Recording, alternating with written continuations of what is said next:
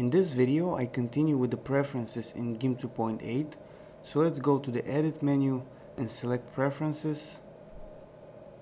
And before I start explaining the toolbox options, I want to go back to the tool options because there's something I missed here in the last video, and it's regarding the options shared between tools. And like I said in the previous video, for example, the pencil tool and the brush tool have identical options, but not all these options are shared. Only the brush options and the dynamics options are shared. And what this sharing means is that if I change any of these options, the size, for example, the aspect ratio, the angle of the brush tool, this will also change the options of the pencil tool. And the same goes for the eraser tool. And this is what I missed to tell you in the previous video. Now let's move on to the toolbox. And this here is the toolbox with the tools and also the foreground and background color. And you see here in the appearance we have the option to turn this off or on. We can also select to show the active brush, pattern or gradient. This is something useful if you always want to know what's the active brush, gradient and pattern. You can turn this on.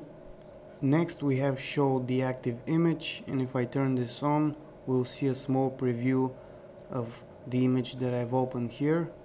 Next let's move on to the tools configuration. Know that you can access your tools from the tools menu. You see they're divided in different categories: selection tools, paint tools, transform tools and also color tools. You can also access the color tools from the colors menu.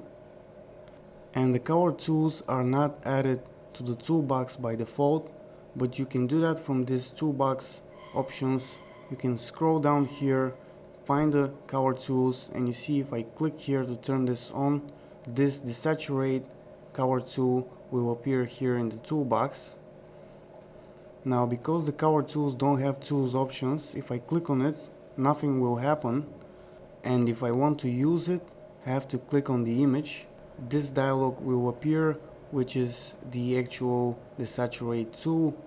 And of course if you use this tool from the colors menu, you can click on the desaturate tool and this dialog will appear. So it's up to you if you want to add these color tools to the toolbox.